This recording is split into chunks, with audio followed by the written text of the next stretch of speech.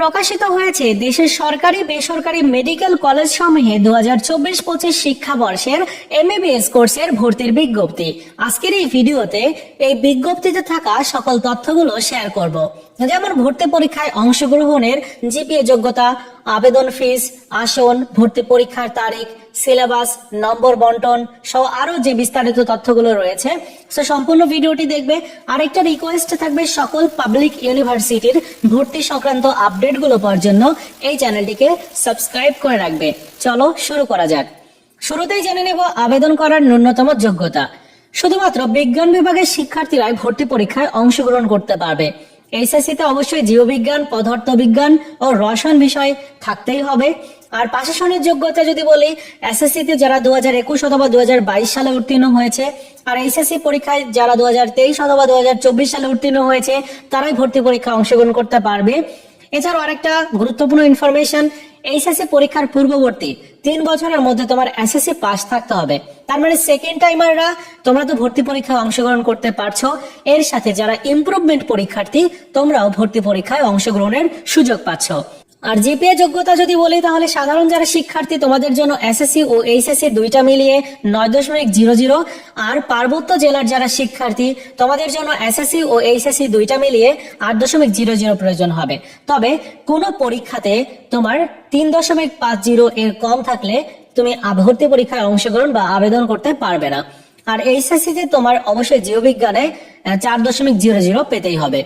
এই পর্যায়ে শেয়ার করব ভর্তি পরীক্ষার পদ্ধতি। মোট 100 নম্বরের ভর্তি পরীক্ষা অনুষ্ঠিত হবে। 100টি এমসিকিউ প্রশ্ন থাকবে।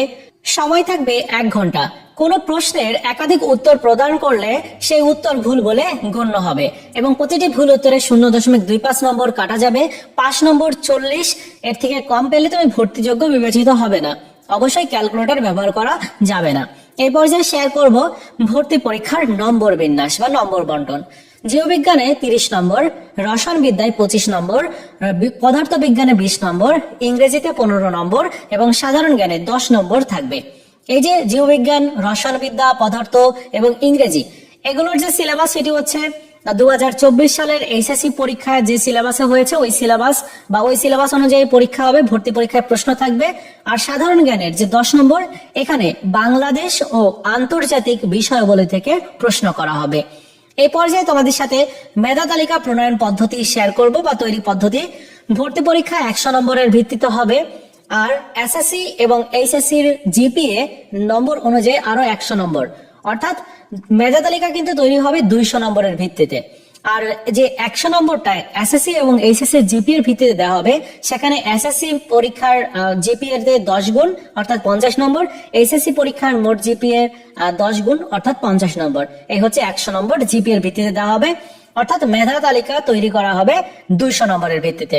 আরেকটা ইনফরমেশন জানিয়ে রাখা ভালো, সেটি হচ্ছে সেকেন্ড টাইম তুমি যদি হয়ে ভর্তি পরীক্ষা অংশগ্রহণ করো, তাহলে তোমার মোট নাম্বার থেকে, মানে তোমার ভর্তি পরীক্ষার 100 নম্বর আর যে তোমার জিপিএর ভিত্তিতে তুমি যেটা পাবে সেই নম্বর থেকে 3 নম্বর কর্তন করা হবে।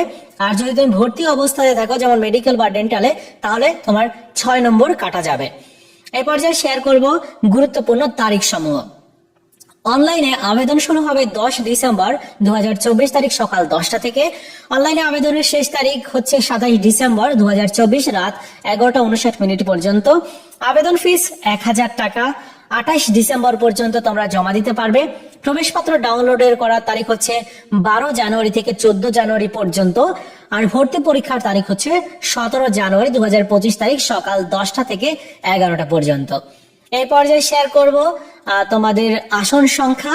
দেখো, জেনারেল সিট যেটা রয়েছে সেটি হচ্ছে 5341টা। সাথে ট্রাইবাল কোটায় যারা আছে তাদের জন্য 9টা আসন, নন ট্রাইবাল কোটার জন্য 3টি আসন, ট্রাইবাল আদার ডিস্ট্রিক্টের জন্য 8টি আসন এবং tribal reserve for Rangamati medical কলেজের জন্য 19টি আসন রয়েছে। এই টোটাল হচ্ছে 5380টি সরকারি মেডিকেল কলেজে। আর বেসরকারি মেডিকেল কলেজে মোট আসন রয়েছে 6557টি। তাহলে মোট আসন সংখ্যা হচ্ছে 11,000-এরও বেশি, প্লাস 11,800 সামথিং প্লাস। এবার সর্বশেষ তোমাদের সাথে শেয়ার করব